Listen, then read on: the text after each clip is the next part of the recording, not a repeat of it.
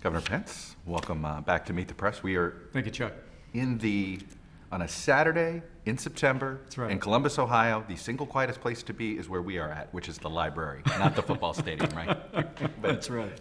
Here's what we do. I want to start with immigration because there's been a lot of confusion even since Donald Trump's speech on Wednesday. If somebody has been in this country illegally, but has not committed any other crime, and they're part of this 11 to 15 million, are they going to be forcibly deported in a Trump-Pence administration?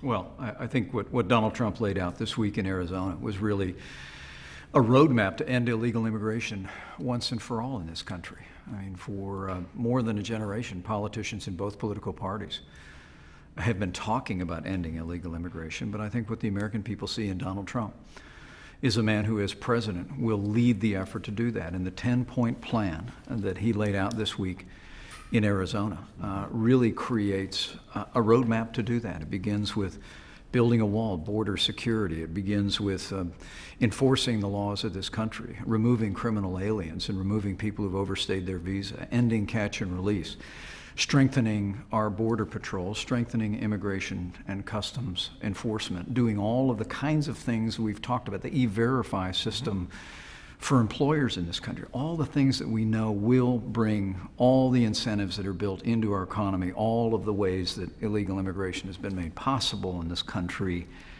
all of that will come to an end. And I think that's exactly what the American people want to hear today. And with regard to anyone that remains after all of that is done, I think what you heard Donald Trump say is that we'll give consideration working with the Congress in a new and reformed immigration system to consider it at that time. But what the American people want to see today is to establish the borders of this country, enforce the laws of this country, and Donald Trump has created a roadmap to do that, Chuck. Why can't you definitively say what's going to happen to these folks? Because he used to definitively say it. He said there would be, everybody has to leave, even if quickly. Everybody has to leave, and now there's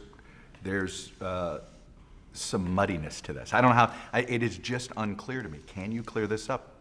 You went through a lot of detail, right, but you left that part out. Well, and I know because that's the hardest part. You're leaving out the hardest part in this issue, which is what do you do with the folks that are already here? Well, that may be the way you see it. Looking at those some 10,000 people in Arizona last week, it wasn't the way they see it. As I travel across this country campaigning with Donald Trump and for Donald Trump, I think people hear him loud and clear, and he's been completely consistent on this point. No, he put illegal immigration at the very center of the national debate. But he has not been consistent on this issue of what to do with the 11 to 15 million. Well, but there are people in different circumstances in that category. There are people who are criminal aliens in this country, and I think everyone in this country understands that people who are here, whose first violent crimes. Well, people who are here, who their first act in this country was a violation of the law, but have gone on to criminal activity in America, we want them out. We want them out quickly. Donald Trump has made it very clear that a priority of our administration will be removing criminal aliens. We'll also be finding people who've overstayed their visa. An enormous number of people come to this country legally and then simply overstay their visas because we make no effort to hold them accountable to that or uphold the law.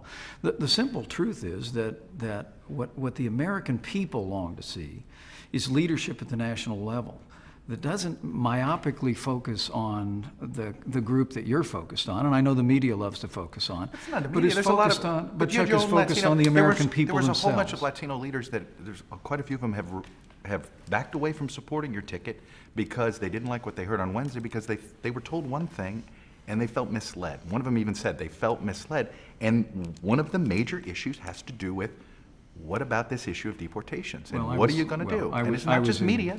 I was campaigning in Idaho, and a Mexican-American who came to this country legally with his family came up to me wearing a Trump-Pence shirt, shook my hand and said, "Tell Donald Trump we support him 100%. I mean, people who have come to this country legally, who stood in line, who played by the rules in the Latino and the Hispanic community, just like every other American, long to have a president that says we are a nation of laws.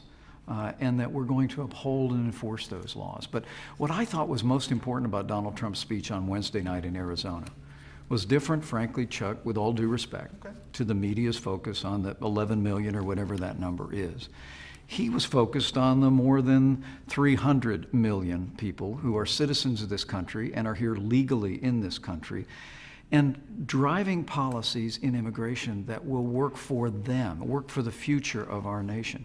But make no mistake about it, I hope your viewers have a chance to read or to see that speech in Arizona. He also talked about establishing a commission to reform our broken immigration laws whole cloth, to really to reform and change the way that people have the ability to come into this country, and do it all in a way that's in the interest of the American people and in the interest of the long-term future of our country. Is it fair to say that you're not going to answer this question about the 1150 million? When I say just you, but the campaign, you're going to leave this as an open question throughout the rest of this campaign? I think Donald Trump's been completely consistent, and I think he did answer the question. Is it an open question? But he hasn't when it comes to, because on one hand, he said deportation force, everybody has to leave. He said it, everybody has to leave. We got to have borders. Now he's saying he's open to doing something different with whoever remains, which would be about half.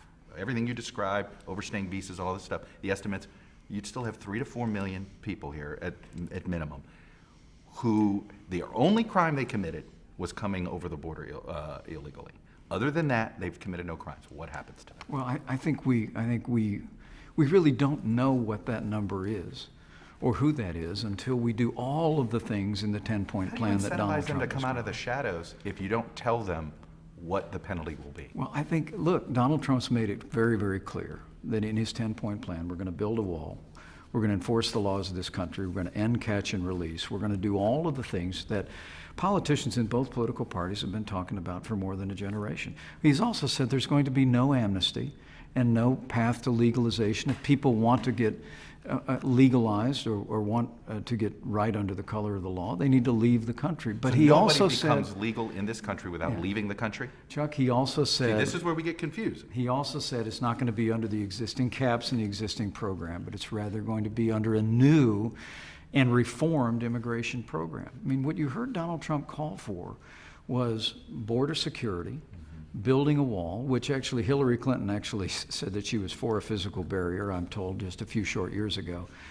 And then strengthening the enforcement of the laws in this country in a way that will basically disconnect the incentive in the workplace that's been taking jobs from Americans and lowering wages, and also disconnect the incentives in our welfare system that are driving illegal immigration. And once we do all of that, he's made it very clear, then those that remain, we will give consideration working with the Congress to determine the best approach to that. We'll do it in a way that reflects. We'll do it in a way that he said this week even amnesty might be on the table for a small group of these folks. I think I understand. I really do understand the focus in the media on this issue, because it's all that Washington has talked about for more than a decade. What Donald Trump did this week. Everybody agrees on a secure border. People may No, they may don't. disagree on what it looks Chuck, like. everybody But talks about a secure There are broad border. agreements, except what to do with 11 to 15 million. Everybody talks about a secure border. Charles Krauthammer, in a great column this week, said finally Donald Trump has put it in the right order. That when in Congress, and you remember, you and I knew each other back in my years in Congress, people pay lip service to border integrity and lip service to enforcing our laws, and that's why the American people have said, we're not ready to move and solve this problem. Donald Trump has put the issue of illegal immigration at the center of the national debate, broad-shouldered leadership, and people know that when Donald Trump says it, he means it.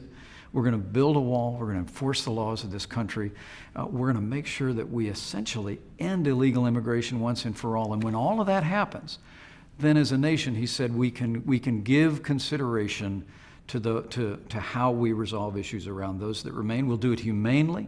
We'll do it with compassion to the American people. But that conversation, I believe Donald Trump is exactly right. The American people don't want to have that conversation until they know that we are once again a nation with borders, and we're once again serious about enforcing our laws in a way that will end illegal immigration once and for all. What do you do with so-called dreamers? Folks, kids that were brought here, when they came over here, their parents brought them illegally, they were kids, they're here now, they've gone to public school, what do you do with them?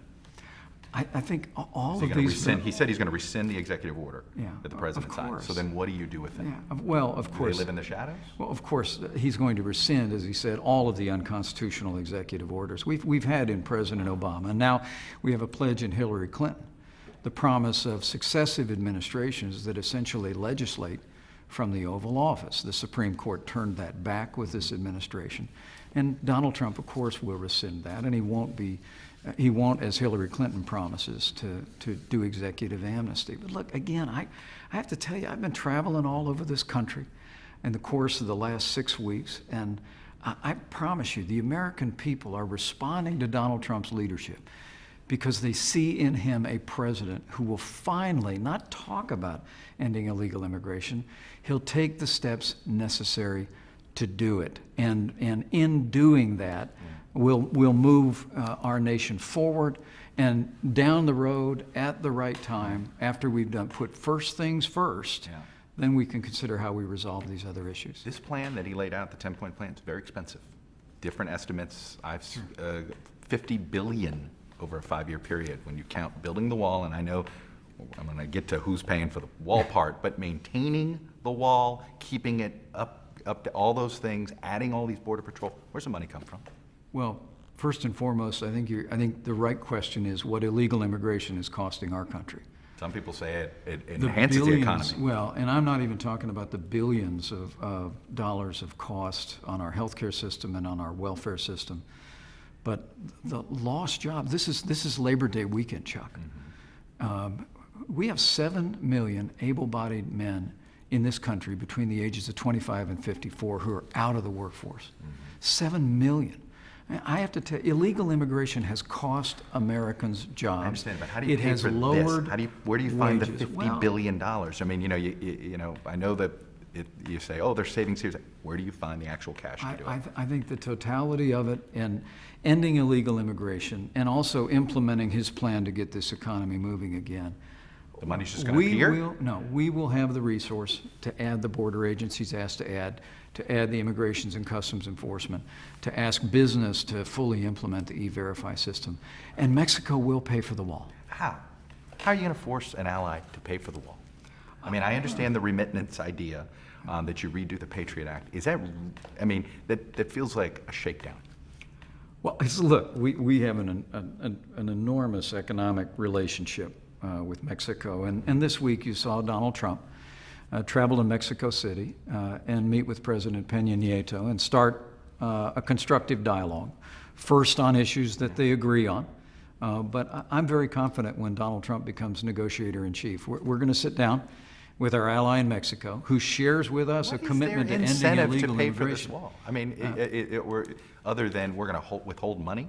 I'm sorry, I didn't get the question. What is the incentive for Mexico to pay for this wall, other than us saying we're going to withhold money, withhold remittances? That's the incentive? The United States of America is the most powerful economy on the face of the earth. Mm-hmm. Access to our economy is enormously valuable to Mexico and every other country in the world.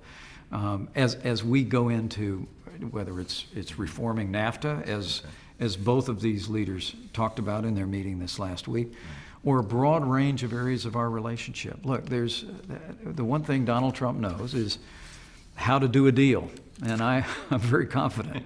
I'm very confident. After a very good start, I have to tell you, I was so proud but not surprised by the positive meeting that Donald Trump had with President Peña Nieto. But why the tone change? Were you concerned? I mean, apparently the RNC, this morning's New York Times, the RNC was so upset about the tone of Donald Trump's speech that they refused to put out any releases or tweets supporting the speech for 24 hours. Yeah. Were you comfortable with the tone he used in Phoenix? I think the nearly 10,000 people who were there were very comfortable with it. I was very comfortable with it as well. Why do you think the RNC is not? Well, I think the contrast is, I think what Donald Trump showed on Wednesday was presidential leadership at home and abroad.